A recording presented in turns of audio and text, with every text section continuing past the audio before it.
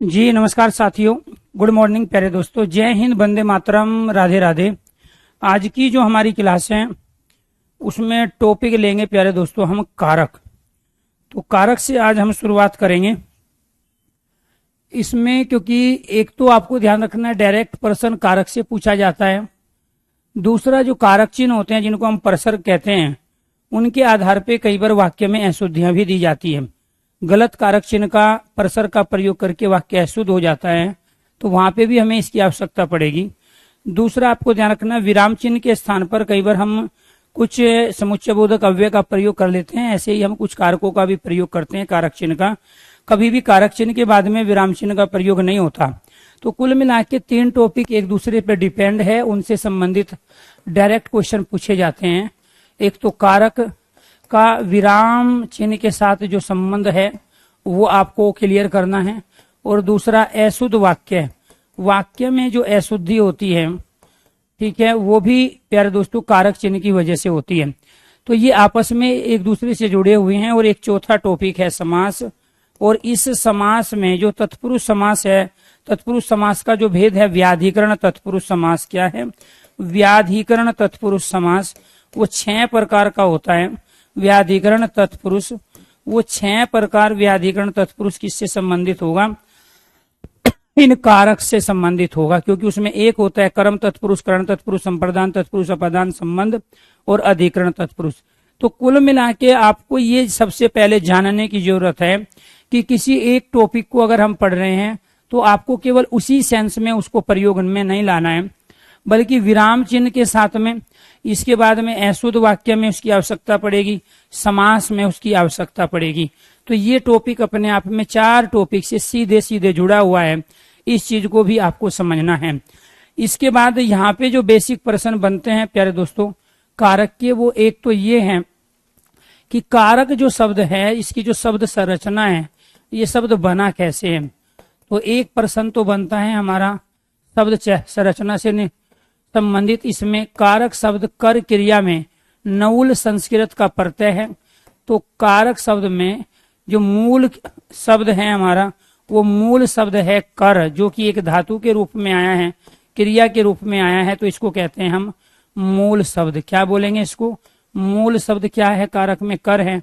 इसके बाद में प्रत्यय कौन सा है, बाद में जो शब्दांश लगता है जिसका खुद का कोई अर्थ नहीं होता है, वो प्रत्यय कहलाता है।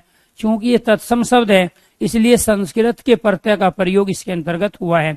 तो ये है इसकी शब्द संरचना। दूसरा है इसका शाब्दिक अर्थ क्या है।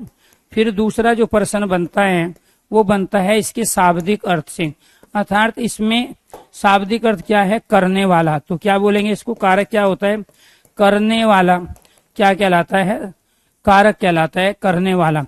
इसके बाद में फिर यहाँ से प्रश्न बनता है इसकी डेफिनेशन। तीसरा प्रश्न अर्थात परिभाषा। तो इसकी जो परिभाषा है वो परिभाषा क्या है, जिसका क्रिया से सीधा संबंध हो, जिसका क्रिया से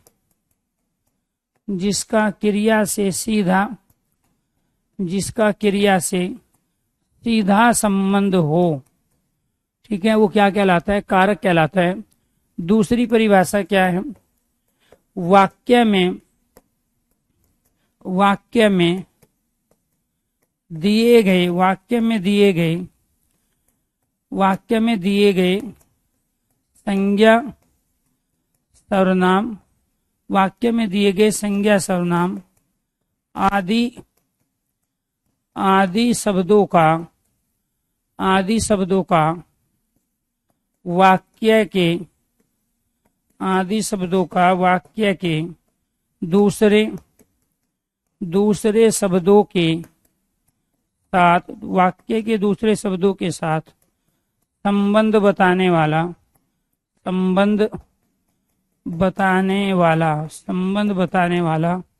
कारक कहलाता है। संबंध बताने वाला कारक कहलाता है। इसके बाद में तीसरी परिभाषा क्या है जी, हमारी तीसरी परिभाषा क्रिया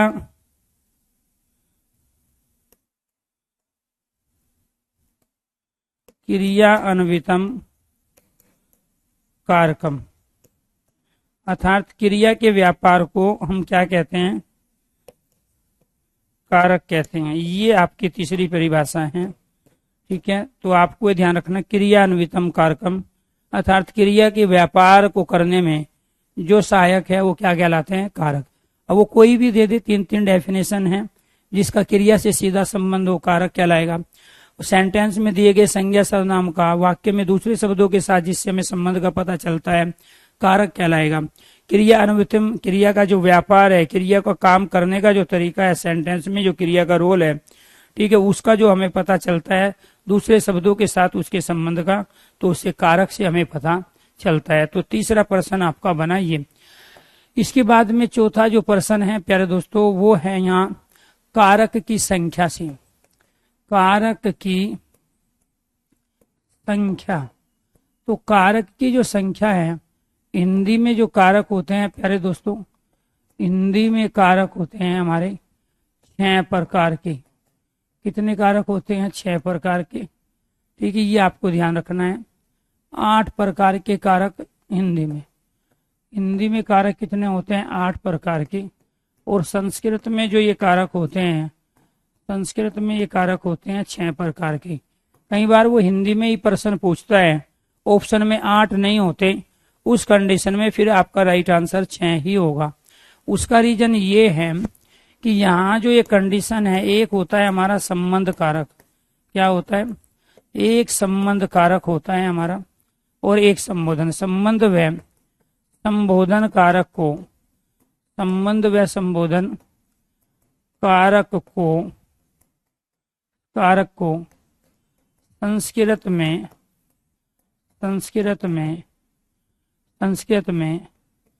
अलग कारक नहीं माना गया। संस्कृत में अलग कारक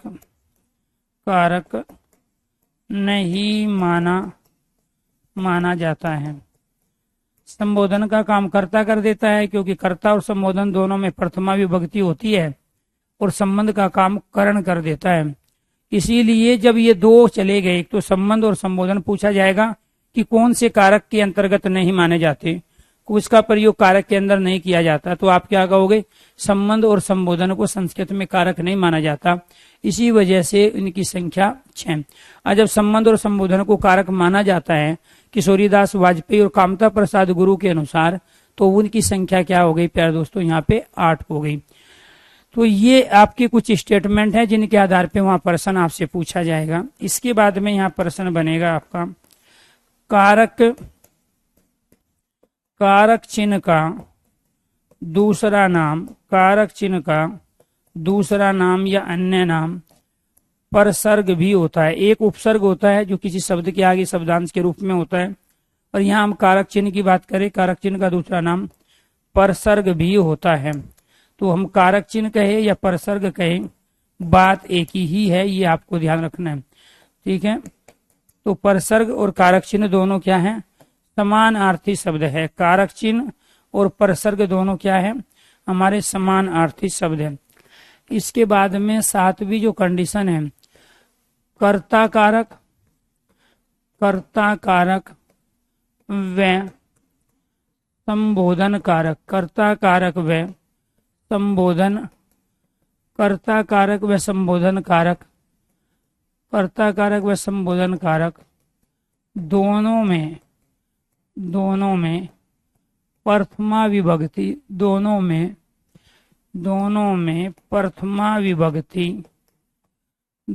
प्रथमा विभक्ति होती है।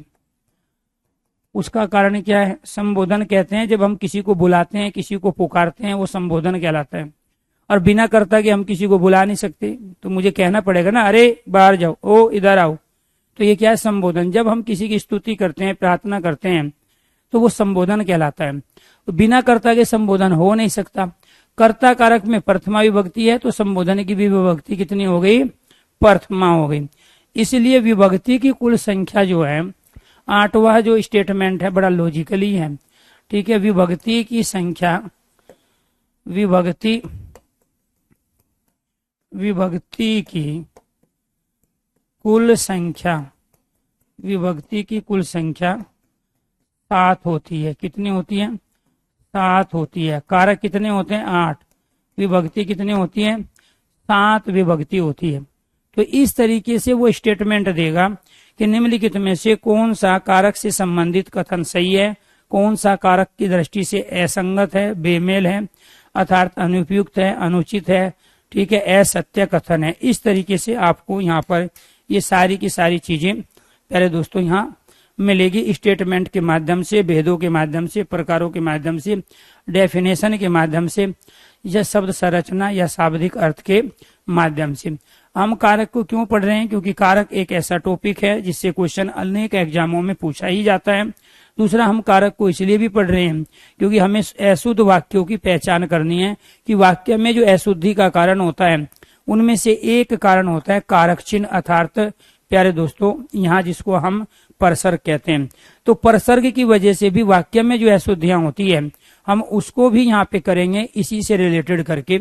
हम कारक को इसलिए भी पढ़ रहे हैं क्योंकि व्याधिकरण तत्पुरुष के जो 6 भेद होते हैं वो 6 भेद हमारे इन कारक के आधार पे ही चलते हैं।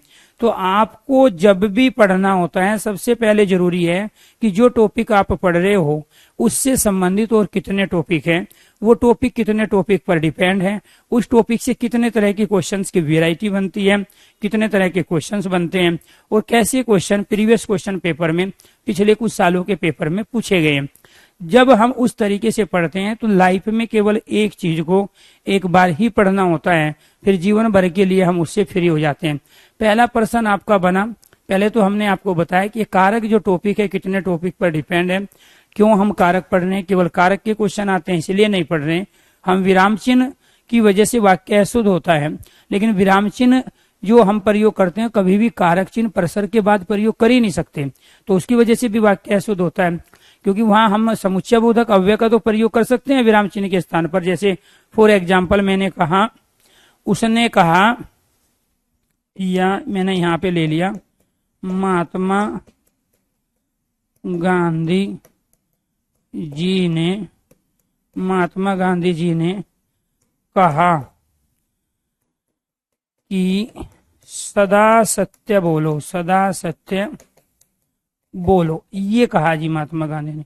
अब हम इस समुच्चय बोधक अव्यय के स्थान पे यहाँ अगर अर्ध विराम का प्रयोग कर दे तो भी वाक्य शुद्ध ही रहेगा। महात्मा गांधी ने कहा कि सदा सत्य बोलो, तो यहाँ पर आपको ध्यान रखना है, तो आप की का प्रयोग करो तो भी वाक्य शुद्ध है, अर्ध यहाँ पे अर्ध विराम का प्रयोग करो तो भी वाक्य अशुद्ध है। लेकिन जो ये यहाँ ने कारक चिन्ह का प्रयोग हुआ है, आप इसके साथ कभी भी किसी विराम चिन्ह का प्रयोग कर ही नहीं सकते हो, ठीक है। तो यहाँ ये जो विराम चिन्ह की वजह से भी है, तो विराम गांधी जी को कहा कि सदा सत्य बोलो, तो ये को जो है अपने आप में जब यहाँ कहा है तो ये ने के स्थान पे को का प्रयोग नहीं कर सकते। तो कौन से परसर्ग का प्रयोग, कौन से कारक चिन्ह का प्रयोग कहाँ किन संदर्भों में होता है वो हमें समझना पड़ेगा। क्योंकि महात्मा गांधी करता है और कर्ता का कारक चिन्ह ने है, तो यहाँ ने के स्थान पे अगर वो में का प्रयोग, पर का प्रयोग या किसी भी का के की का प्रयोग करे तो वो अनुचित माना जाएगा, जिसकी वजह से वाक्य अशुद्ध हो जाएगा। तो कर्ता का कारक चिन्ह कौन सा है, कर्म का कारक चिन्ह कौन सा है, तो उस दृष्टि से भी हमें सारी चीजों को यहाँ पे पढ़ना है। तो हमें इसी से सारे एक ही दिन में नहीं हो जाएगा सिलेबस, वो आपको क्लास लेनी पड़ेगी कंटिन्यू, तो कम से कम 50 क्लासें होगी और उन 50 क्लास में जाके हमारा जो पूरा सिलेबस है ये प्यारे दोस्तों तब कंप्लीट होता है, ठीक है। कहने को तो किसी भी सिलेबस के अंदर कहीं 25 टॉपिक अगर दिए हैं तो उन 25 टॉपिक को भी आपको देखना पड़ेगा कि उनके साथ और कौन से टॉपिक जुड़े हुए हैं। अगर वो 25 पढ़ोगे तो रटना हो गया। तो लेकिन मान के चलो वर्तनी आ गई, कहीं आपसे वर्तनी पूछ रहा है, तो क्या आप बिना संधि के, बिना उपसर्ग प्रत्यय के, बिना वर्णमाला के ज्ञान के वर्तनी बताओगे? कभी नहीं बताओगे। आप 150 वर्तनी को रट तो सकते हो किसी किताब से या किसी एक पेज से, ठीक है, जो भी आप किताबों से जिस तरीके से आप पढ़ते आए हो, लेकिन वर्तनी के क्वेश्चन को आप लॉजिकली सही तभी कर पाओगे जब आपको वर्णमाला, संधि, उपसर्ग और प्रत्यय की जानकारी होगी। तो इसीलिए आप उस तरीके से चलो जिससे लाइफ में आपको चीजों को केवल एक बार ही समझना पड़े। तो ये थे आपके कारक से संबंधित कुछ स्टेटमेंट, ठीक है, जिनके आधार पे आपको बताया गया कि आखिरकार आपको किन किन चीजों का ध्यान रखना है। अब बात करते हैं हम यहाँ पे विभक्ति की। एक हमारी क्या है, विभक्ति है। सबसे ज्यादा रिपीट होने वाला प्रश्न यही है जो मैं अभी करा रहा हूं आपको, 9वां प्रश्न। इसके बाद में एक हमारा यहाँ कारक होता है और एक होते हैं हमारे कारक चिन्ह, और इन्हीं कारक चिन्ह का दूसरा जो नाम है वो होता है परसर्ग। इसी कारक चिन्ह को हम क्या कहते हैं, परसर्ग कहते हैं। अब जैसे जब यहाँ विभक्ति की बात करते हैं तो इसमें एक विभक्ति हमारी प्रथमा होती है, प्रथमा, द्वितीय, तृतीय, चतुर्थी, पंचमी, षष्ठी, सप्तमी, और इसके बाद में फिर यहाँ प्रथमा, क्योंकि 8वीं कोई विभक्ति होती नहीं है। इसके बाद हमारे कारक होते हैं। प्रथमा विभक्ति किसकी है, कर्ता कारक की। इसमें क्या है, कर्म कारक दूसरी में। तीसरी विभक्ति करण कारक की। चौथी विभक्ति संप्रदान कारक की, ठीक है। इसके बाद 5वीं विभक्ति अपादान कारक की। षष्ठी विभक्ति संबंध कारक की, किसकी है, संबंध कारक की। सप्तमी विभक्ति अधिकरण कारक की, ये क्या है, अधिकरण कारक, सप्तमी विभक्ति है अधिकरण कारक की। और इसके बाद में यहाँ पे क्या है आपका, संबोधन में प्रथमा विभक्ति है, जो आपने अभी थोड़ी देर पहले यहाँ पे लिखा और समझा, क्योंकि कर्ता और संबोधन की एक ही विभक्ति है और वो क्या है, प्रथमा। इसमें भी क्या है, प्रथमा। इसलिए विभक्ति की जो कुल संख्या है, विभक्ति की कुल संख्या होती है 7, और कारक होते हैं हमारे 8। कारक कितने होते हैं, 8। और इनके जो कारक चिन्ह है वो है कर्ता ने, इसमें है कर्म को, करण से के द्वारा, संप्रदान के लिए, कई बार हम 7 का भी प्रयोग कर लेते हैं संप्रदान में। अपादान से अलग होना, अर्थात पृथकता से अलग होना। पृथकता अलगाव के लिए, हम पृथकता के लिए, अलगाव के लिए, अलग होने के लिए, अलगाव के लिए हम किसका प्रयोग करते हैं, ठीक है, यहाँ पे अपादान का। संबंध का क्या है, का, संबंध का के की, ठीक है, संबंध का के की, ठीक है। रे, रे रा, री का प्रयोग हम करते हैं। अधिकरण में पे और पर का प्रयोग। संबोधन में प्रयोग होगा हे, आई, अरे, हेलो, अजी। ये क्या है, ये सारे के सारे आपके कहलाते हैं यहाँ पे कारक चिन्ह अर्थात परसर्ग। ये क्या है, कारक चिन्ह अर्थात परसर्ग। प्यारे दोस्तों, एक तो गलती आप ये करते हो कि यहाँ प्रथम और प्रथम में दोनों में अंतर है। प्रथम एक संख्या है, फर्स्ट पोजीशन है, प्रथमा एक विभक्ति है। तो प्रथम नहीं होता, ना द्वितीय होता है, ना तृतीय, तृतीय होता है, ठीक है। तो क्या होगा, तृतीय। यहाँ ये जो आएगा इसका भी अपना रोल है, अपना महत्व है। तो आप इसको प्रथम, द्वितीय, तृतीय नहीं बोलोगे, प्रथमा, द्वितीय, तृतीय बोलोगे। क्लियर। तो ये आपको ध्यान रखना है। विभक्ति कितनी होती है, 7। क्यों, संबोधन में प्रथमा विभक्ति है। संबोधन बिना कर्ता के हो ही नहीं सकता। जब कर्ता के द्वारा संबोधन होता है तो जो विभक्ति कर्ता में वही संबोधन की हो गई। इसीलिए इनमें से प्यारे दोस्तों एक तो संबंध कारक, एक संबोधन कारक। संस्कृत में इस पे ऑब्जेक्शन है कि इन दोनों को अलग से कारक नहीं माना गया, क्योंकि संबोधन का काम कर्ता कर देता है और संबंध का काम करण कर देता है। तो इसीलिए संस्कृत में कारक की संख्या 6 है, लेकिन हिंदी में कारक की संख्या कितनी होती है, 8 है, क्योंकि इनको अलग कारक के रूप में हम पढ़ते आए हैं। तो कारक चिन्ह का दूसरा नाम प्रसर्ग है। यहाँ पे इनको देके ये पूछ लेगा, इसको देके ये पूछ लेगा। आपसे क्वेश्चन पूछेगा तृतीय विभक्ति में कारक बताइए, 4 ऑप्शन दे देगा, कर्ता, कर्म, करण, संप्रदान, तो आपका राइट आंसर है करण कारक। फिर पूछेगा संबंध कारक में विभक्ति बताइए, तो आपका होगा षष्ठी विभक्ति। फिर कहेगा वो यहाँ पे से अलग होना जो कारक चिन्ह है वो किससे संबंधित, आपका हो गया प्रधान कारक। पर कारक चिन्ह संबंधित किससे, आपका हो गया अधिकरण कारक। फिर पूछेगा सप्तमी विभक्ति में बताइए कौन सा कारक होता है, अधिकरण कारक। तो कहने का मतलब ये है, इसको दे के इन दोनों को पूछ सकता है, इसको दे के इसको और इसको पूछ सकता है, इसको दे के इन दोनों को पूछ सकता है। सबसे आसान, सबसे ज्यादा रिपीट होने वाला जो प्रश्न है प्यारे दोस्तों, वो आपके सामने है, जो कि अपने आप में ये 9वां क्वेश्चन है आपका, क्योंकि मैं इससे पहले आपको कारक से संबंधित 8 प्रश्न करा चुका हूं। विभक्ति की कुल संख्या 7 है। कर्ता कारक, संबोधन कारक दोनों में प्रथमा विभक्ति है, 7वां प्रश्न। छठा कारक चिन्ह का दूसरा नाम प्रसर्ग होता है। 5वां प्रश्न संबंध व संबोधन को संस्कृत में अलग से कारक नहीं माना जाता। चौथा प्रश्न कारक की संख्या हिंदी में 8 और संस्कृत में 6 होती है। तीसरा प्रश्न क्रिया अनुवृत्तम कारकम, ठीक है, ये कारक की परिभाषा है। ठीक है, वाक्य में दिए गए संज्ञा, सर्वनाम आदि शब्दों का वाक्य के दूसरे शब्दों के साथ जिससे हमें संबंध पता चलता है वही कारक कहलाता है। ठीक है, तो क्रिया से सीधा संबंध रखने वाला कारक कहलाता है तीसरा प्रश्न। दूसरा प्रश्न शाब्दिक अर्थ, कारक का शाब्दिक अर्थ है करने वाला, और शब्द संरचना क्या है, यहाँ पे कर क्रिया लगा है, नवुल प्रत्यय का प्रयोग। तो इस प्रकार यहाँ से जो बनने वाली क्वेश्चन की वेराइटी थी वो कितनी थी, 9 तरह के क्वेश्चंस आपको यहाँ पे बता दिए गए हैं।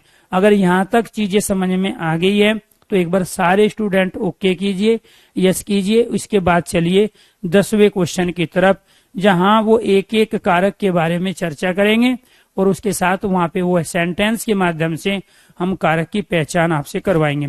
अगर यहाँ तक चीजें क्लियर है तो एक बार सारे स्टूडेंट ओके कीजिए, यस कीजिए।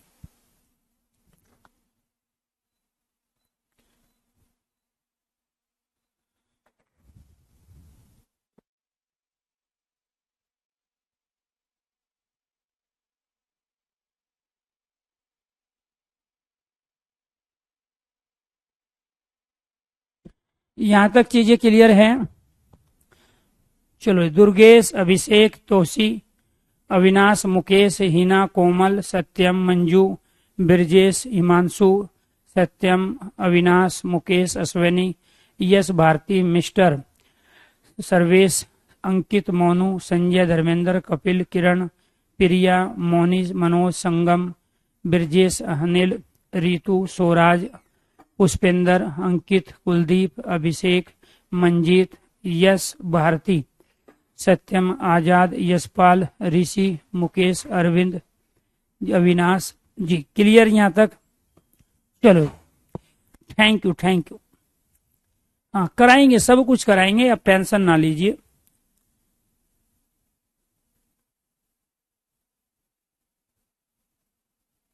सब कुछ कराएंगे, ठीक है। एक ही क्लास में सब कुछ नहीं होगा, हर चीज का अपना सीक्वेंस है। दिक्कत समस्या आपके सामने यही है कि जिस तरीके से अब तक आप पढ़ते आए हो, आप अपने उस तरीके को बदल नहीं पाए। उसी तरीके से आपने 10th 12th में सर्टिफिकेट हासिल किए, उसी तरीके से आपने डिग्री हासिल की, लेकिन नौकरी हासिल करने के लिए आपको अपने पढ़ने के तरीके बदलने होंगे, क्योंकि आप कॉम्पिटिटिव एग्जाम में हो और वहां लाखों बच्चों में से आपको अपनी सीट निकालनी है। अगर लाखों नहीं है तो 50,000 तो है ही, 50 नहीं है तो 25,000 में से आपको अपनी सीट निकालनी है। और जहां प्यारे दोस्तों 25,000 में से सीट निकालनी होती है वहां सीट भी कम होती है। जहां लाखों बच्चे फार्म भरते हैं वहां सीट थोड़ा ज्यादा होती है, कंपटीशन अपना फिर भी बराबर ही रहता है। तो एक तो तरीका बदलिए अपने पढ़ने का। दूसरा, कॉम्पिटिटिव एग्जाम में जिस तरह के क्वेश्चंस की वैरायटी पूछी जाती है, उस हर तरह की क्वेश्चंस की वैरायटी के साथ ही आपको चीजों को लेके आगे बढ़ना है। दूसरी बात आपको ये ध्यान रखनी है, एक ही क्लास में एक दिन में सिलेबस पूरा नहीं होता है, तो इस सिलेबस को पूरा करने के लिए कम से कम 50 क्लासें चाहिए। अब उन 50 क्लास में समझ लो हम क्या पढ़ाएंगे, तो इसलिए जो भी आपको पढ़ना है, जो भी जिस चीज की आपको नीड है, वो धीरे धीरे सब सामने आएगी। यहाँ किसी एक बच्चे को ध्यान में रख के नहीं पढ़ाया जाता। जो भी बच्चे हैं जिनका जो पर्पज है इस बैच के पीछे, वो सारा पर्पज पूरा तब होगा जब सारी क्लासें आपकी अटेंड हो जाएगी। तो जब आप रेगुलर क्लास अटेंड करोगे, जब आप तमाम पीडीएफ, ई बुक और क्लास नोट्स के माध्यम से जब सारी चीजें आप तक पहुंचेगी, लास्ट में तब आपको संतुष्टि होगी। क्योंकि जब आप पैसा दे के ठोक बजा के अपनी पसंद का सामान दुकान से ले आते हो तो भी रास्ते में आपको कंफ्यूजन होता है कि ये सामान सही है कि नहीं है, इससे हमारा पर्पज पूरा होगा कि नहीं। जब आप उसको घर पे यूज कर लेते हो तब भी आपको डाउट बना रहता है कि हमने इसका इस्तेमाल तो कर लिया, पता नहीं ये सही निकलेगा कि नहीं। तो वो एक मानसिकता है, वो एक मूल प्रवृत्ति है इंसान की, और वो भारतीयों में ज्यादा पाई जाती है कि अपनी पसंद का सामान लाने के बावजूद भी, अपनी पसंद की चीज खरीदने के बावजूद भी हम उसका इस्तेमाल करते रहते हैं, और फिर भी हमारे दिमाग में शंका रहती है कि ये चीज प्योर है कि नहीं है, ये सही है कि नहीं है। तो इसलिए उस बीमारी का तो मैं कुछ कर नहीं सकता जो आपकी मूल प्रवृत्ति में। अब मान के चलो आप में से किसी को आदत है झूठ बोलने की, तो वो झूठ बोलना मैं नहीं छुड़वा सकता आपका, वो तो आपको ही छोड़ना पड़ेगा। चोरी करने की आदत है, वो मूल प्रवृत्ति है। ज्यादा सोने की आदत, वो भी मूल प्रवृत्ति है। थोड़ी थोड़ी देर में भूख लगती है, वो भी आपकी आदत मूल प्रवृत्तियों में है। तो कहने का मूल प्रवृत्तियों पे आदमी का स्वयं का नियंत्रण होता है। तो वो जब तक वो नियंत्रण नहीं होगा तब तक मैच्योरिटी नहीं आएगी। मैच्योरिटी नहीं आएगी तो आप सही कॉन्सेप्ट के साथ चीजों को लेके आगे नहीं बढ़ पाओगे। तो इसके बाद बात करते हैं हम एक एक के यहाँ पे, ठीक है। यहाँ पे क्या है हमारा, यहाँ पे है पहला हमारा कर्ता कारक। क्या है? कर्ता कारक है पहला। और इससे क्वेश्चन क्या बनेगा कर्ता कारक से? इसका जो परसर्ग है, कारक चिन्ह है इसमें, वो है ने परसर्ग। कर्ता कारक का परसर्ग क्या है आपका? ने परसर्ग है। और विभक्ति जो है इसके अंतर्गत वो है प्रथमा विभक्ति। विभक्ति कौन सी हो गई? प्रथमा विभक्ति हो गई। क्लियर? ये आपको ध्यान रखना। कर्ता कारक है, ने परसर्ग कारक चिन्ह का प्रयोग है, प्रथमा विभक्ति हो गई। फिर डेफिनेशन क्या है? डेफिनेशन है किसी कार्य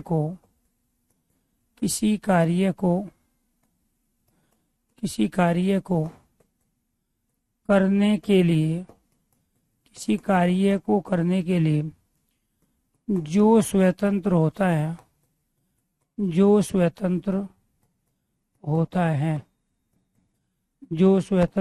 है उसे कर्ता कारक कहते हैं। उसे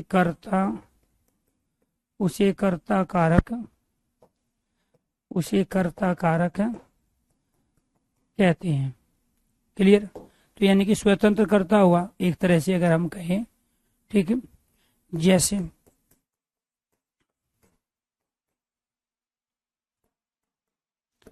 राम पढ़ता है और राम पुस्तक पढ़ता है।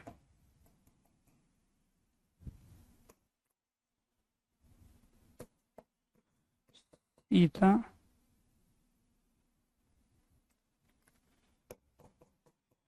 गाती है,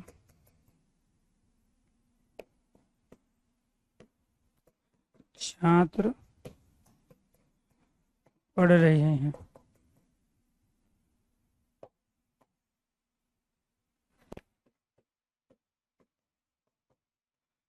अध्यापक पढ़ा रहे थे। एक तो जब आप कारक कर रहे हो तो उसमें वर्तमान, भूत, भविष्य सेंटेंस किसी का भी हो, उससे हमें कोई मतलब नहीं होता। हमें मतलब होता है क्रिया से, और क्रिया के साथ जिसका संबंध जुड़ा होता है उससे। प्यारे बच्चों, बहुत सारे बच्चे क्या गलती करेंगे कि जैसे राम पुस्तक पढ़ता है, इसमें पुस्तक को कर्म मान के इसको कर्म कारक का सेंटेंस मान लेंगे, जो कि गलत है। इसको क्या मानेंगे? कर्म कारक। आपको ये ध्यान रखना है कि यहाँ राम अपने आप में यहाँ करता है, कार्य को करने वाला है। और जब क्रिया का लिंग वचन कर्ता के अनुसार हो तो उस सेंटेंस में कर्ता की प्रधानता होती है कर्म के होते हुए भी। ये बात तो बिल्कुल सही है आपकी कि इसमें पुस्तक कर्म है, लेकिन यहाँ सेंटेंस में जो प्रधानता है वो कर्ता कारक की है। एक ही सेंटेंस में सारे कारक हो सकते हैं 8 के 8। अगर मैं कहूं हे बच्चों, राम ने रावण को, ठीक है, अयोध्या से राम ने रावण को सीता के लिए अयोध्या से जाकर श्रीलंका में युद्ध करते हुए लक्ष्मण की सहायता से बाण से मारा था। तो ये सारे कारक आ गए, 8 के 8 कारक हो गए, एक ही सेंटेंस में 8 कारक है। अब मुद्दा यहाँ इस बात का है कि जो क्रिया का जो लिंग वचन है वो किसके अनुसार है, सेंटेंस में उस कारक की प्रधानता होगी। क्रिया के जो निकट संबंध रखता है वो क्या है, उसमें योग्यता कारक की सबसे ज्यादा होगी। क्योंकि एक सेंटेंस आपसे ये पूछा जाएगा कि दशरथ के पुत्र राम ने रावण को बाण से मारा था, अब उसमें कारक के होने की सबसे ज्यादा योग्यता किसमें है, उसमें तो बहुत सारे कारक आ गए, और सबसे कम कारक के होने की योग्यता किसमें है।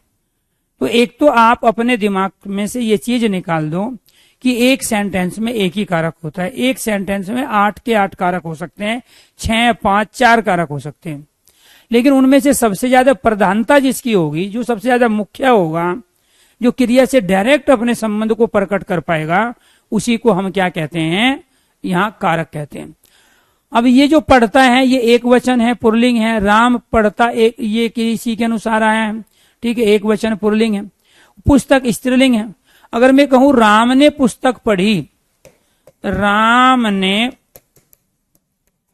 पुस्तक पढ़ी, अब इस सेंटेंस में ये कर्म प्रधान हो गया, ये क्या हो गया आपका, ये कर्म कारक का सेंटेंस है, राम ने पुस्तक पढ़ी, क्योंकि अब क्रिया का लिंग वचन पुस्तक के अनुसार आ गया। अब सेंटेंस में दूसरे नंबर पे जो प्रधानता है वो राम की है, तो पहले नंबर पे पुस्तक की है, तो क्रिया से निकट संबंध किसका हो गया, पुस्तक का, और यहाँ क्रिया से निकट संबंध किसका हुआ, राम का, क्योंकि क्रिया का लिंग वचन किसके अनुसार है, राम के अनुसार। यहाँ क्रिया का लिंग वचन किसके अनुसार है, पुस्तक के अनुसार। तो ये बहुत ज्यादा गलती करते हैं। तो यहाँ मोहन आम खाता है और मोहन ने आम खाया, तो ये आपको ध्यान रखना है दोनों सेंटेंस में कौन सा कारक होगा और क्यों होगा। तो ये आपको ध्यान रखना है कि यहाँ पे राम पढ़ता है, क्रिया का लिंग वचन राम के अनुसार, सीता गाती है, गाती है का वचन है सीता के अनुसार, छात्र पढ़ रहे हैं, छात्र बहुवचन है, क्रिया भी बहुवचन है, अध्यापक पढ़ा रहे थे। तो यहाँ प्यारे दोस्तों अपने आप में यहाँ क्या है, ये कर्ता है, इसी वजह से सारे के सारे ये कर्ता की प्रधानता होने की वजह से, क्रियाकर्ता के अनुसार फिक्स होने की वजह से ये सारे के सारे सेंटेंस हमारे कर्ता कारक के हो।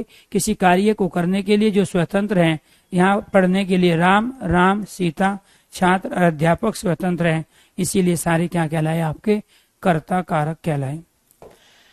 इसके बाद में दूसरा जो है हमारा वो है कर्म कारक। दूसरा क्या है, कर्म कारक। कर्म कारक का क्या खासियत है, कर्म कारक में एक तो जो विभक्ति होगी द्वितीय विभक्ति होगी, कर्म कारक द्वितीय विभक्ति, पहला पर्सन बना आपका। इसके बाद परसर्ग क्या है, परसर्ग कर्ता ने कर्म को परसर्ग का प्रयोग हुआ, ठीक है जी। परिभाषा क्या होगी, परिभाषा होगी आपकी कर्म कारक की, कर्ता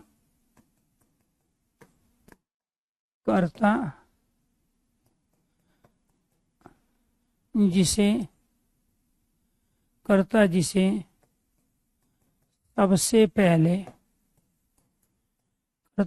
सबसे पहले करता है। दूसरा, कर्ता को जो पसंद हो,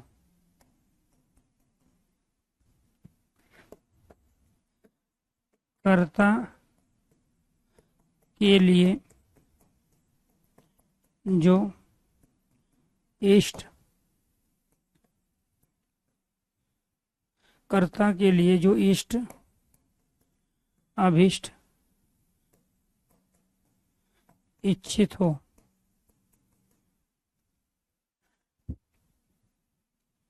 कर्ता के लिए जो इष्ट, अभिष्ट, इच्छित हो।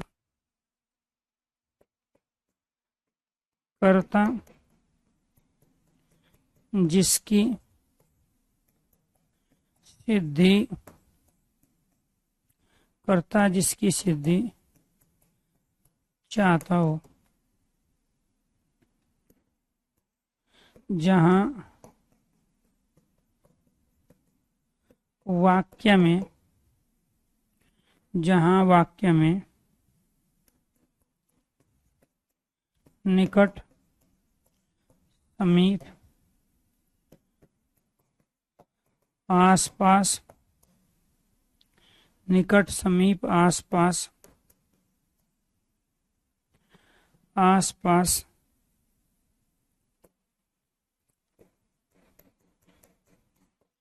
दोनों ओर,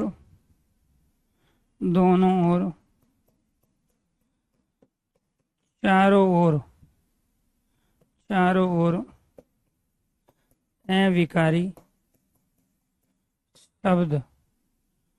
अविकारी शब्द का प्रयोग हो। ये पांचों की पांचों कंडीशन किसकी है? कर्म कारक। द्वितीय विभक्ति को परसर का प्रयोग, कर्ता जिसे सबसे पहले करता है। कर्ता एक साथ अनेक कार्य करता है, वो दो कर्म भी कर सकता है, लेकिन जिसे वो सबसे पहले करेगा वो आपका प्रधान कर्म कहलाएगा, मुख्य कर्म कहलाएगा। कर्ता को जो पसंद हो, कर्ता जिसके हो सबसे ज्यादा जरूरी समझता हो, कर्ता के लिए जो इष्ट हो, अभिष्ट हो, इच्छित हो, ये समानार्थी शब्द है, इष्ट, अभिष्ट, इच्छित है। कर्ता जिसकी सिद्धि चाहता हो, ठीक है, जहां वाक्य में निकट, समीप, आसपास, दोनों ओर, चारों ओर का प्रयोग हो, तो आपको ये ध्यान रखना है, वो भी क्या कहलाते हैं? आपके कर्म कारक के सेंटेंस कहलाते हैं। जैसे फॉर एग्जाम्पल यहाँ पे हमने सेंटेंस ले लिए, मोहन गांव में जाता हुआ, मोहन गांव में जाता हुआ फूल तोड़ता है। आपसे पूछ रहे हैं इसमें कर्म कारक बताइए किसमें, ठीक है। इसके बाद दूसरा, नारद जी केले खाते हैं। तीसरा, मोर सांपों को खाता है।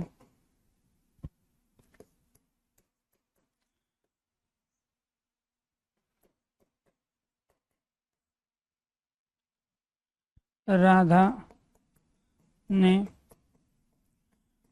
पुस्तक पढ़ी।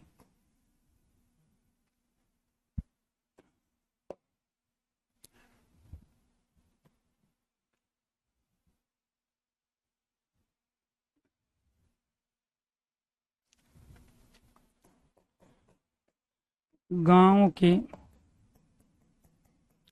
दोनों ओर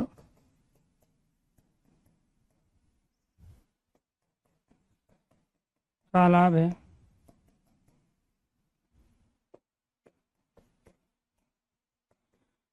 विद्यालय के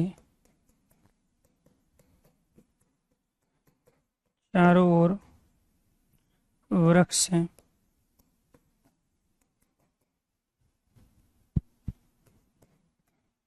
मेरे घर के पास मंदिर है।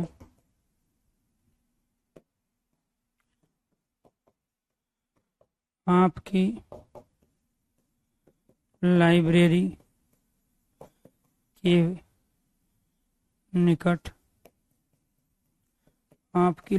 के निकट पार्क है। तो ये 8 सेंटेंस है, 8 के 8 वे तमाम पांचों कंडीशन पे अप्लाई हो रहे हैं। 5 कंडीशन कौन सी है? जहां वाक्य में निकट का प्रयोग हो या समीप का प्रयोग हो, आसपास का प्रयोग हो। मेरे गांव के आसपास नदी बहती है, मेरे गांव के निकट नदी बहती है या समीप बहती है। दोनों ओर का प्रयोग हो, चारों ओर का प्रयोग हो। कहाँ प्रयोग हुआ है? विद्यालय, गांव के दोनों ओर तालाब है। तो जब इसमें दोनों ओर का प्रयोग हमने कर लिया तो ये हमें बता रहा है कि ये कर्म कारक का है। जब इसमें हमने चारों ओर का प्रयोग कर लिया, ये हमें बता रहा है। जब इसने पास का प्रयोग कर लिया, निकट का प्रयोग कर लिया, तो ये पास निकट दोनों और चारों ओर ये अपने आप में प्यारे दोस्तों अविकारी शब्द है। तो ये हमारे को क्या कहलाए, कर्म कारक के। ये एक नई कंडीशन है जो आज ही सीखी है आपने। इसके बाद है मोहन गांव में जाता हुआ फूल तोड़ता है। तो यहाँ पे एक गांव में जाना और दूसरा फूल तोड़ना, दो कर्म हो रहे हैं। जब वो घर से निकला था तो वो गांव में जाने के लिए निकला था, रास्ते में फूल मिल गए तो उसको आदत है, उसकी मूल प्रवृत्ति है चलते चलते चीजों को छेड़ने की। तो जब आप पार्क से निकलते हो तो आपको आदत होती है चलते चलते पत्ते तोड़ने की, पत्ती तोड़ने की। लेकिन जब आप पार्क में गए थे तो पत्ती तोड़ने के लिए नहीं गए थे, आप वहां किसी ऑफिस में, कार्यालय में या अपने किसी काम से जा रहे थे। तो यहाँ मोहन गांव में जाता हुआ फूल तोड़ता है, तो बहुत सारे बच्चे में देखेंगे और यहाँ इसको अधिकरण कारक में कर देंगे, जबकि गांव में जाना यहाँ कर्म कारक है। और इस पे कौन सी कंडीशन अप्लाई हो रही है, कर्ता जिसे सबसे पहले करता है, ठीक है, कर्ता के लिए जो इष्ट अभिष्ट इच्छित हो। तो कर्ता के लिए जो इष्ट अभिष्ट इच्छित है वो क्या है, वो गांव में जाना है, फूल तोड़ना गौण कर्म। तो ये आपका मुख्य कर्म कहलाएगा, ये आपका प्रधान कर्म कहलाएगा। कर्म दो प्रकार का होता है, एक प्रधान जिसको हम मुख्य कर्म भी कहते हैं, जिसको हम मुख्य कर्म भी कहते हैं, और एक होता है अप्रधान जिसको हम गौण कर्म भी कहते हैं। क्या कहते हैं, गौण कर्म। कर्म दो प्रकार का होता है, प्रधान अप्रधान, मुख्य अर्थात गौण। तो ये आपको ध्यान रखना है। तो इसमें यहाँ पर प्यारे दोस्तों ये क्या है, आपका मुख्य कर्म है गांव में जाना, फूल तोड़ना अप्रधान अर्थात गौण कर्म है। नारद जी केले को खाते हैं, खाने का प्रभाव किस पे पड़ा, केले को। केले पसंद है नारद जी को, जिसको पसंद किया जाए, ठीक है। क्रिया के फल का प्रभाव केले पे पड़ा, नारद जी नहीं खा रहे हैं, खाए जा रहे हैं केले। मोर सांपों को खाता है, तो यहाँ पे को आ गया, कर्ता ने कर्म को। तो मैंने जानबूझ के यहाँ लिया, आप कारक चिन्ह से भी पहचान सकते हो। तो मोर सांपों को खाता है, तो यहाँ सांप कर्म है, यहाँ केले कर्म है, यहाँ गांव में जाना कर्म है। राधा ने पुस्तक पढ़ी, यहाँ पुस्तक कर्म है। तो इसलिए कर्म कारक का यहाँ दोनों और चारों और पास निकट आसपास है, इसीलिए सारे के सारे क्या कहलाए, कर्म कारक। अगर आप कर्ता और कर्म कारक दोनों को समझ चुके हो तो आप एक बार सारे स्टूडेंट ओके कीजिए, यस कीजिए। बेसिक चीजें ये थी कि इसमें द्वितीय विभक्ति है, को कारक चिन्ह का प्रयोग करते हैं। ये आपकी स्टेटमेंट है कर्म कारक से संबंधित, जो कर्म कारक की कंडीशन को तय करते हैं। कर्ता जिसे सबसे पहले करे, कर्ता को जो पसंद हो, कर्ता के लिए जो इष्ट अभिष्ट इच्छित हो। तो यहाँ इष्ट अभिष्ट का मतलब हो, जैसे आप अनेक देवी देवताओं की पूजा एक साथ करते हो, लेकिन सबसे पहले आपने जिसकी पूजा की वो आपके लिए इष्ट है, अभिष्ट है या इच्छित है। बहुत सारे देवी देवता हैं आपके, लेकिन उनमें से आपका कोई कुल देवी देवता है, तो वो आपके लिए इष्ट है, अभिष्ट है, इच्छित है, आप उसी की पूजा करोगे। जैसे सभी देवताओं में सबसे पहले पूजा किसकी होती है, गणेश की होती है। होली दिवाली पे आप कहीं दिए जलाने जाते हो, पूजा रचना करने जाते हो, तो सबसे पहले आप कई जगह पूजा करते हो, लेकिन सबसे पहले आपने जो पूजा की वो आपके लिए क्या है, वो सबसे पहले आपके वो इष्ट कर्म है, आपका अभिष्ट कर्म है, इच्छित कर्म है वो आपका। क्लियर। तो ये क्या कहलाए आपके। अब यहाँ पे दिक्कत किसको होगी, जिन्होंने पहले से जिसकी जो प्रीवियस नॉलेज बनी है उन्होंने रट्टा मारा है, बिना लॉजिक बिना सीक्वेंस के, कहीं पढ़ लिया किताबों में कि ये था। तो इसीलिए वो ना तो यहाँ विश्वास कर पाएगा, ना उसको ये बात हजम हो पाएगी, क्योंकि कई बार आपकी जो प्रीवियस नॉलेज होती है उसमें भी कोई सीक्वेंस और लॉजिक नहीं होता है, इसीलिए वो आपको सीखने से रोकती है। और जिस दिन उसका लॉजिक है, सीक्वेंस आपके पास है, वही प्रीवियस नॉलेज अपने आप में नए ज्ञान को बढ़ाने में सबसे ज्यादा सहायक होती है। इसके बाद यहाँ पे किसकी बारी आएगी, इसके बाद बारी आएगी हमारी करण कारक की। किसकी आएगी, करण कारक। कहाँ होगा जी करण कारक, करण कारक की क्या है, तृतीय विभक्ति होगी। कौन सी विभक्ति होगी करण कारक में, तृतीय विभक्ति होगी। इसके बाद में परसर्ग,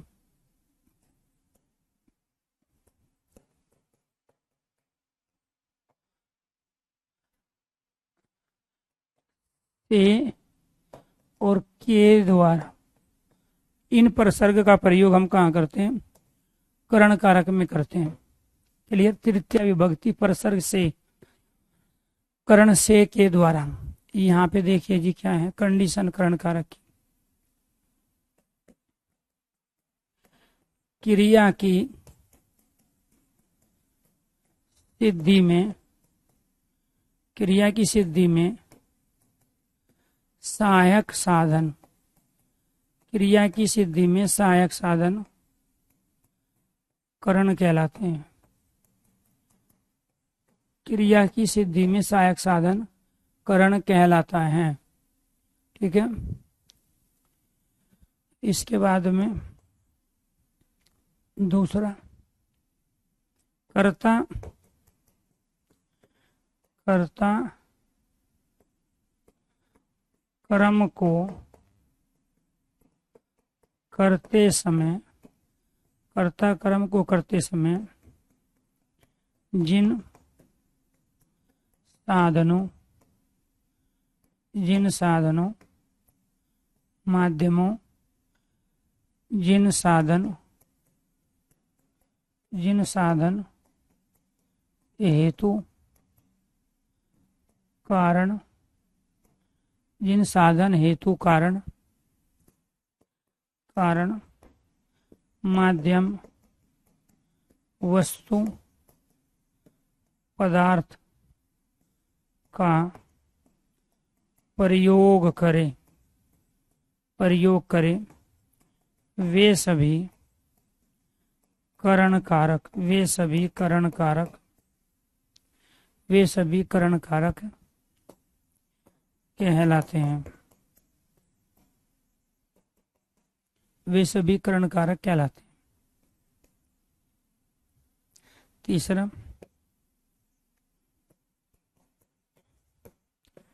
शरीर के जिस अंग में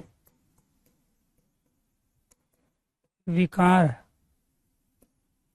या विकृति हो वहाँ करण कारक होता है, वहाँ करण कारक होता है, वहाँ करण कारक होता है। ये आपको ध्यान रखना, 3 कंडीशन है। चलो जी, इससे संबंधित कुछ और एग्जाम्पल ले लेते हैं और ये तीनों कंडीशन प्रूफ करके देखते हैं। राम ने रावण को बाण से मारा। दूसरा, भीम ने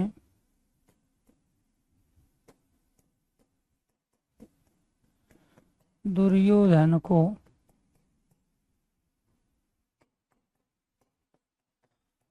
गदा से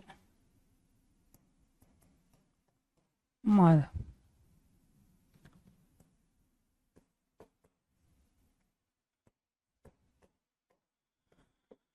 मम्मी ने आपको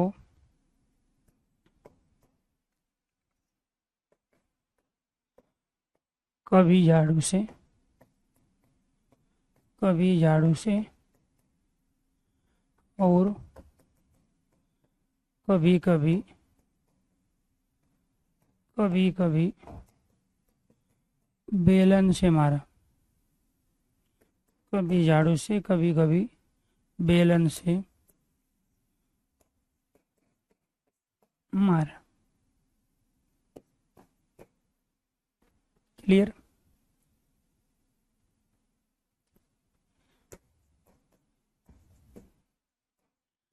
मजदूर ने पेड़ को कुल्हाड़ी से काटा।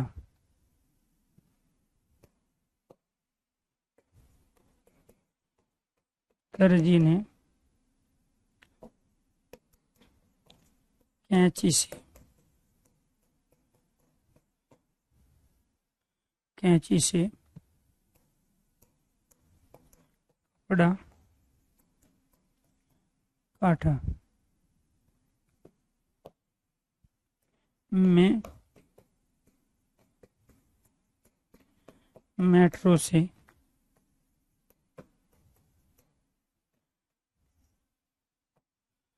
मैं मेट्रो से कॉलेज जाता हूँ।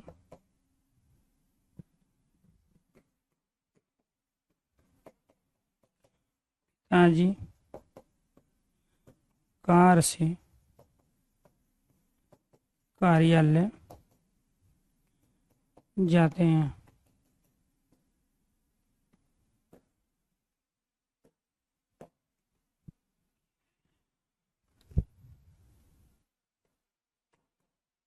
भाई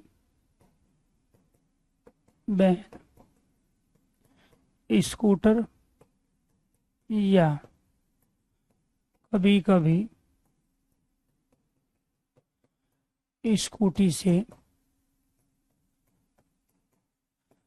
ऑफिस जाते हैं।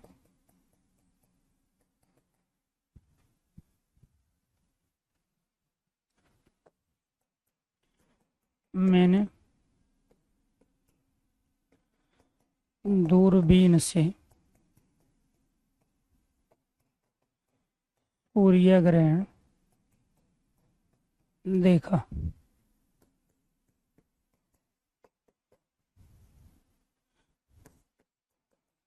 आपने आंखों से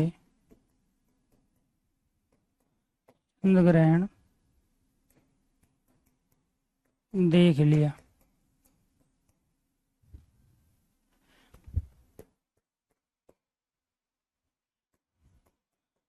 मोहन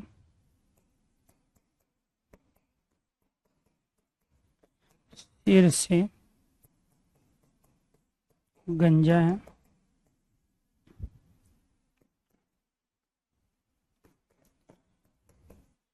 सुनीता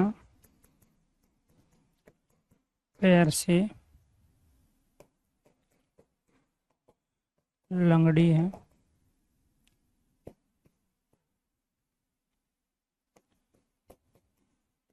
सोहन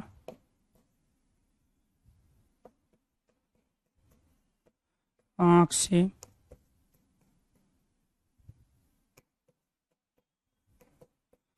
अंधा है। गीता कमर से कोहड़ी है।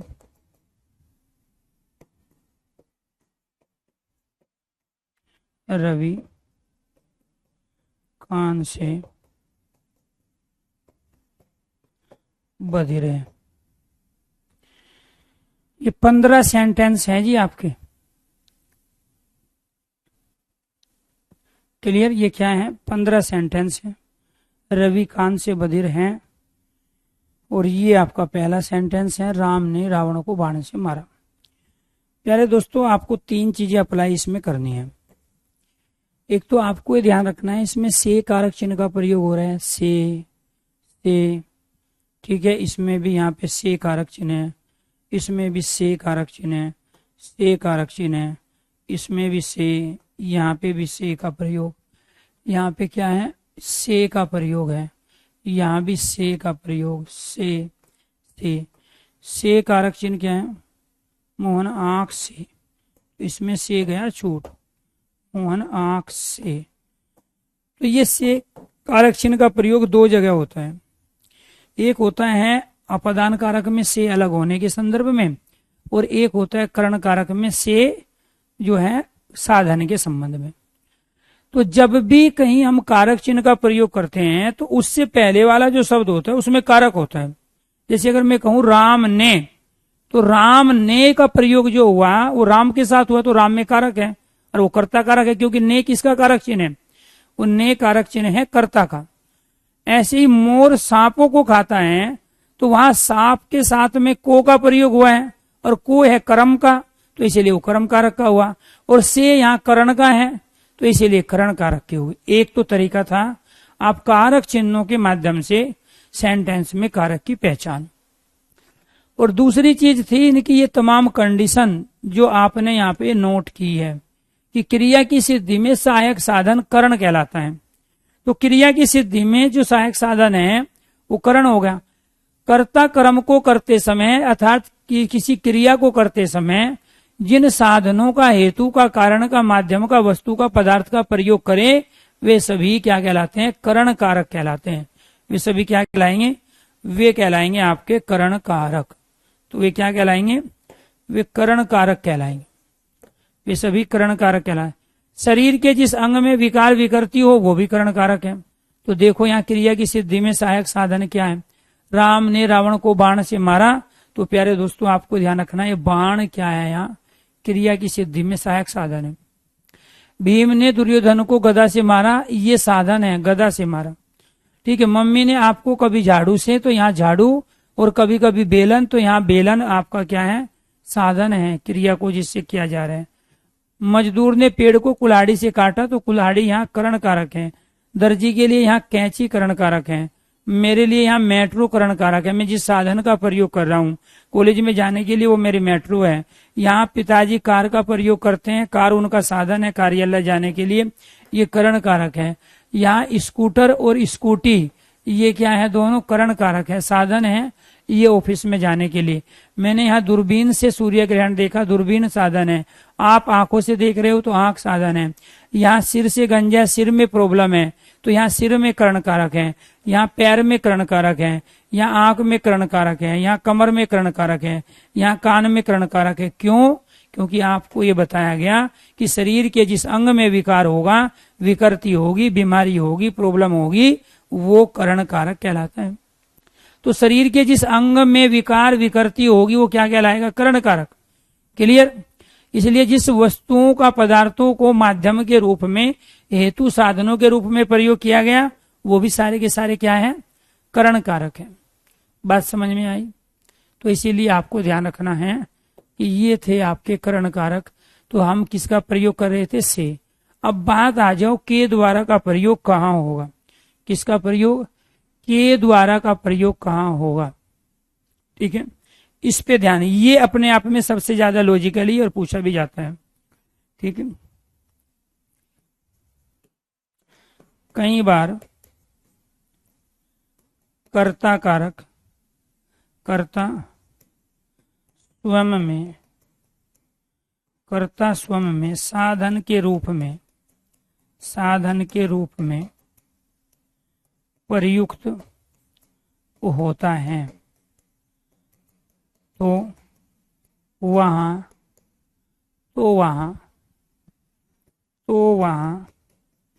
कर्ता कारक न होकर, कर्ता कारक न होकर करण कारक होगा। करण कारक, करण कारक होगा। कैसे होगा? ये फोर्थ कंडीशन देखिए जी, कैसे हम प्रयोग करेंगे। जैसे सूरदास के द्वारा, सूरदास के द्वारा सूरसागर ग्रंथ की रचना की गई।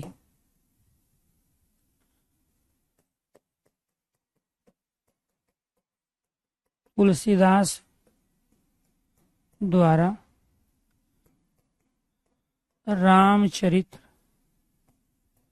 रामचरितमानस, तुलसीदास द्वारा रामचरितमानस ग्रंथ लिखा गया। अब यहाँ पे बहुत सारे बच्चे क्या करेंगे? यहाँ पे जो गलती करेंगे वो गलती ये है कि सूरदास को कर्ता कारक बताएंगे, तुलसीदास को कर्ता कारक बताएंगे, जबकि दोनों में क्या है? करण कारक है। क्या है? करण कारक। कुछ गुड़बी के लाल होते हैं, अपने को साधन के रूप में प्रयोग कर लेते हैं। मान के चलो आपको पास, आप नौकरी तो लेना चाहते हो लेकिन आपके पास साधन नहीं है, किताबें नहीं है, आप ट्यूशन कोचिंग नहीं ले सकते हो, आप टीचर से नहीं पढ़ सकते हो, तो फिर आप सेल्फ स्टडी करोगे। तो जब आप सेल्फ स्टडी करोगे आप खुद में कर्ता और खुद में साधन हो, तो इसीलिए यहाँ सूरदास के द्वारा सूरसागर ग्रंथ की रचना की गई, तुलसीदास द्वारा रामचरित ग्रंथ लिखा गया। इसमें प्यारे दोस्तों आपको ये ध्यान रखना है, एक तो इसमें के द्वारा आया है, एक द्वारा आया है, और यहाँ आपको ये बताया गया कि करण कारक में जो कारक चिन्ह प्रयोग होता है से है, तो से की तमाम कंडीशन मैंने बताई। इसके अलावा के द्वारा का भी प्रयोग होता है। कर्ता ने कर्म को करण से के द्वारा, तो जहां भी आपको द्वारा और के द्वारा दिखाई दे, आंखें बंद करण कारक। अगर आंखें खुली रह गई तो आपका प्रश्न गलत हो गया। तो इसीलिए यहाँ पे के द्वारा आया है, इस वजह से कर्ता ना हो के करण कारक है। यहाँ द्वारा आया है, कर्ता ना हो के करण कारक है। तो यहाँ आपको ध्यान रखना, जब भी कर्ता के साथ ने के स्थान पर, कर्ता के साथ ने के स्थान पे द्वारा के द्वारा हो, तो वे सारे के सारे सेंटेंस करण कारक के होते हैं। और जब कर्ता के साथ ने का प्रयोग हो, तो वे सारे के सारे सेंटेंस कर्ता कारक के होते हैं। किसके होंगे? कर्ता कारक के। कर्ता के साथ ने आता है, ठीक है, तो कर्ता कारक। कर्ता के साथ में द्वारा के द्वारा आता है, तो खुद में ही कर्ता और खुद में ही साधन बन जाता है। तो वहाँ वो अपने माध्यम से ही कार्य को संपन्न करता है, उसे किसी दूसरे साधन की आवश्यकता नहीं होती है। वो खुद को अपने आप को साधन के रूप में इस्तेमाल करता है। इसीलिए दोनों सेंटेंस किसके हो गए? आपके करण कारक के हो गए। तो इस तरीके से आप 17 एग्जाम्पल जहाँ किसी एक चीज के दिए जाए, तो इससे हम ये काम करने की कोशिश करते हैं कि दोबारा से आपको ये कारक ना पढ़ने पड़े। कारक से पूछे जाने वाला हर तरह का प्रश्न आपका सही हो जाए। तो ये क्या थे प्यारे दोस्तों? आपके करण कारक। इसके बाद में जो कल हम पढ़ेंगे वो है हमारा 4th, और वो क्या है? संप्रदान कारक। तो उम्मीद करता हूं आपको बहुत अच्छे तरीके से तीनों कारक समझ में आ गए होंगे। संप्रदान कारक, इसके बारे में चर्चा करेंगे कल। इसकी भी 5 कंडीशन है, अपदान की 10 कंडीशन है। उन तमाम कंडीशनों से संबंधित प्रश्न, प्यारे दोस्तों ये तो सबको पता है, ये चीजें अब आपके एग्जाम में नहीं पूछी जाएगी, ठीक है। ये जो कंडीशन है ना कि क्रिया की सिद्धि में सहायक साधन जो करण कहलाते हैं, अब आपसे ये पूछा जाएगा कि शरीर के जिस अंग में विकार विकृति हो वो कौन सा कारक होगा। कई बार कर्ता स्वयं में साधन के रूप में प्रयुक्त होता है, तो वहां कर्ता कारक न होकर वो करण कारक का काम करे। ये जो तीसरी और चौथी कंडीशन है, ये हाल फिलहाल के एग्जाम में ज्यादा पूछी जाती है। ये तो पुराना ट्रेंड है, ये तो बहुत बार पूछा जा चुका है। इसलिए जानबूझ के वो थोड़ा सा लॉजिकली चीजें आपको देगा। अगर यहाँ तक आपने आज ये कारक की कॉन्सेप्ट क्लियर कर लिया हो, तो एक बार सारे स्टूडेंट ओके कीजिए, यस कीजिए। किसी का कोई भी डाउट अगर बचा है तो वो आप अपना डाउट भी क्लियर कर सकते हैं। किसी का कोई भी डाउट है तो कमेंट बॉक्स में कमेंट कीजिए। थैंक यू मंजू, ठीक है, चलो जी। इसके अलावा और कोई भी किसी का डाउट है तो कमेंट बॉक्स में कमेंट करिए, ठीक है। यहां तक चीजें समझ में आ गई तो एक बार सारे स्टूडेंट ओके कीजिए, यस कीजिए। चलो जी, very good, thank you thank you thank you. Okay, clear है सब कुछ? तो इसके बाद कल जो क्लास होगी हमारी, उसमें टॉपिक क्या रहेगा हमारा? संप्रदान कारक, ठीक है। Durgesh, Ishita, Mona, Saurabh, Satyam, Akash, Ashwini, Sangam, Bharti, Radha, Nikita, Richa, Purnima, Satyam, Arvind, Ashish, Heena, Yash, Bharti, Jyoti, Ankit, Monu, Satyam, Kuldeep, Toshi, Vikas, Ritish, Ankit, ji ji, thank you thank you thank you. चलो जी, वेरी गुड। हाँ, सतीश भी है, बिल्कुल बिल्कुल, थैंक यू, जी जी, वेरी गुड। चलो जी, हाँ बिल्कुल, आपको ये ध्यान रखना है, पहले सबसे ज्यादा फोकस करना है कॉन्सेप्ट को क्लियर करने पे। आज जब कॉन्सेप्ट आपका क्लियर होगा तो उसके बाद आपको कुछ पीडीएफ मिलेंगे, ई बुक है, क्लास नोट्स हैं, तो उनके माध्यम से आप अपने खुद के नोट्स तैयार करोगे बाद में। जब तक टॉपिक कंप्लीट नहीं होता तब तक आप उस टॉपिक को का अचीवमेंट, उसकी उपलब्धि हासिल करने की कोशिश करो कि आखिरकार ये सही कॉन्सेप्ट है क्या, कंडीशन क्या है, उसको कुछ तरीके से हम इम्प्लीमेंट कर सकते हैं। वो कॉन्सेप्ट क्लियर करना जरूरी। रजिस्टर भरना जरूरी नहीं है, रजिस्टर भरने से सिलेक्शन नहीं होगा, चीजों को नोट करने से सिलेक्शन नहीं होगा, समझने से सिलेक्शन होगा। ब्रेन के अंदर हिंदी के तमाम फोल्डर खाली पड़े हुए हैं, जो भी चीजें आपको सेव करनी है, लिखनी है, वहां ब्रेन के फोल्डरों पे लिखो। ठीक है, रजिस्टर कॉपी भरने से सिलेक्शन नहीं होगा, एक भीड़ का बड़ा हिस्सा आप बन जाओगे। तो इसीलिए नौकरी लेने के लिए जिस अप्रोच के साथ काम करना होता है, आप उसी अप्रोच के साथ आगे बढ़ोगे चीजों में, और धीरे धीरे पेशेंस रख के सारी चीजें यहाँ पे आप कंप्लीट करोगे। तो सभी दोस्तों को नमस्कार, धन्यवाद। हिंदी भाई अरुण सर यूट्यूब चैनल पर आपकी क्लास शाम को होगी और उसका टाइमिंग